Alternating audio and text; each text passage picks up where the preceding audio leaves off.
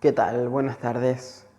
Difícil es nuestra tarea de hoy, que es introducirnos a la neurosis obsesiva como continuación del video anterior, donde vamos a colocar algunos puntos principales de esta posición clínica, donde partiremos de la hipótesis freudiana que el monto cuantitativo de la agencia psíquica representante de pulsión tiene tres destinos posibles. En el video anterior habíamos hablado de dos de estos destinos. Uno era la histeria de angustia, el otro destino era la histeria conversiva, y queda por último este tercer destino que Freud dice que el monto de afecto sale a la luz cualitativamente coloreado, es decir, dando lugar a uno de los discursos más complejos que podemos encontrarnos en la clínica, digámosle la neurosis obsesiva. Bueno, contamos con la ventaja de que la neurosis obsesiva ha sido teatralizada en distintos ámbitos, principalmente en el cine, así que tenemos familiarizado de qué estamos hablando en este sentido, ¿no? Porque, en primer lugar, lo que primero podemos destacar de un neurótico obsesivo es su carácter tan particular, ¿no? Tan tendiente al cambio, ¿sí?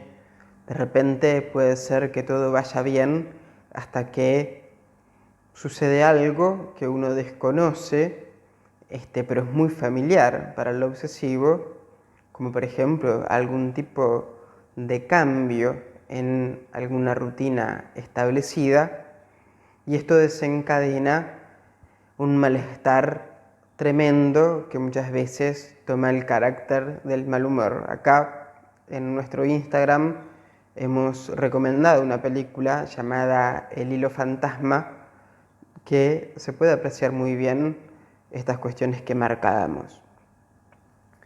En las neurosis anteriores habíamos hablado que se reprimía una emoción de amor, por ejemplo, o de odio hacia algún objeto, ¿sí? Podrá ser madre, padre, etc.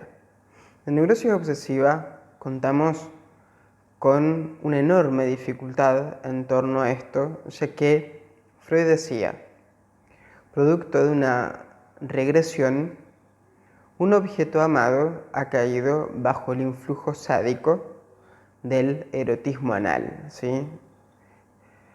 Entonces, la neurosis obsesiva va a encontrarse en una posición de buscar reprimir una emoción hostil hacia un objeto determinado.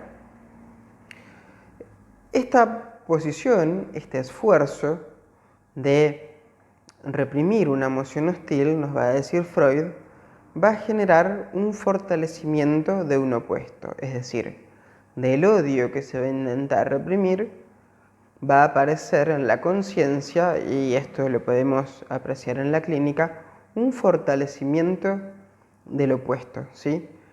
Se va a hablar de un amor exacerbado hacia quien en verdad se quiere destruir. Si vamos a los historiales clínicos de Freud, el caso del hombre de las ratas, él hablaba de un amor incondicional hacia ciertas personas que inconscientemente quería matar. Fíjense que es interesante porque también este medio de defensa de la neurosis obsesiva se torna un poco más rudimentario.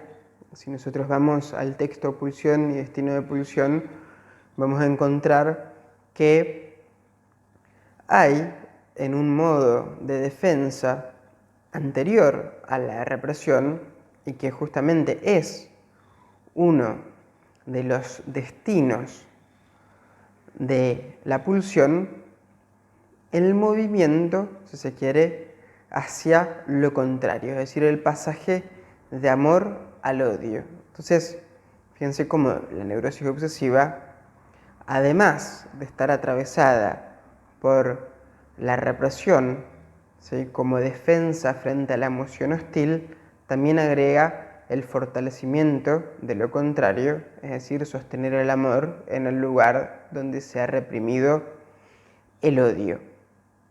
Ahora bien, nosotros hablábamos que en las necrosis anteriores, una vez que se reprimía, nos preguntábamos acerca del destino del factor cuantitativo, es decir, si había o no había angustia. En la fobia habíamos dejado en claro que sí, que se trataba de una histeria de angustia. En la histeria de conversión era claro que la angustia no estaba presente.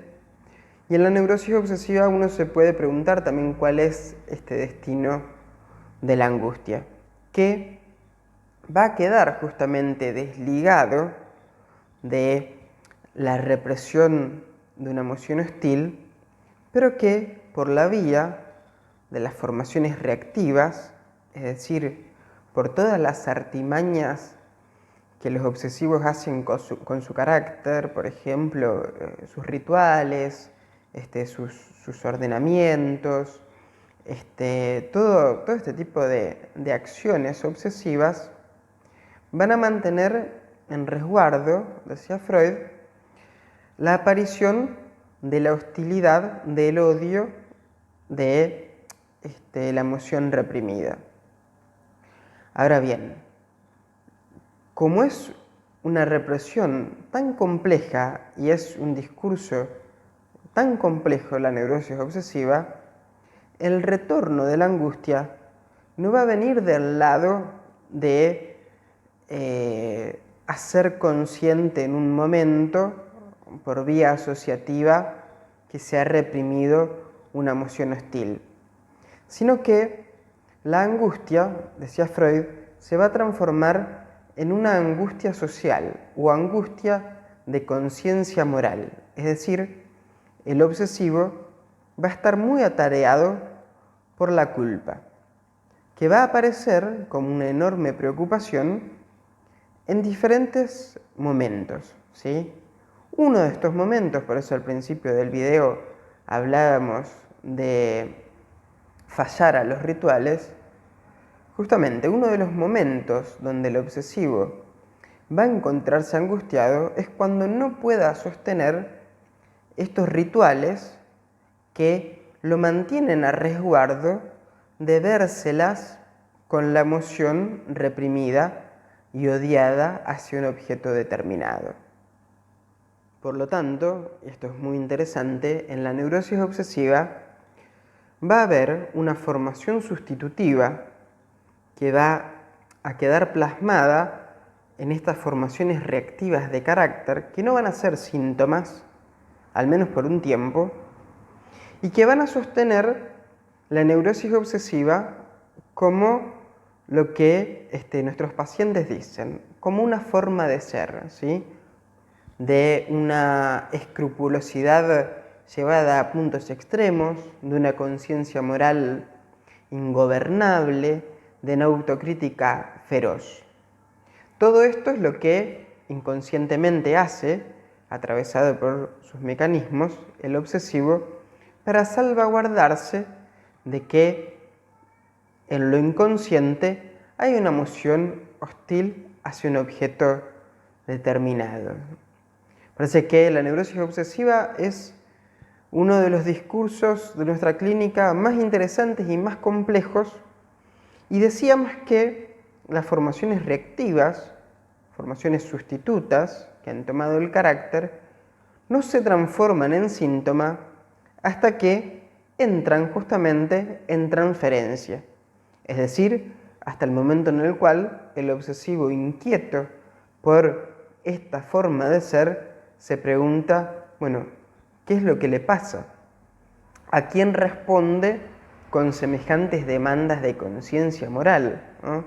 ¿Por qué se odia tanto a sí mismo que no hay lugar para el error, por ejemplo? ¿Hacia quién va ese odio que ahora refluye sobre el yo? Entonces, hace todos estos condimentos a una de las neurosis más interesantes y más habituales en nuestra clínica psicoanalítica.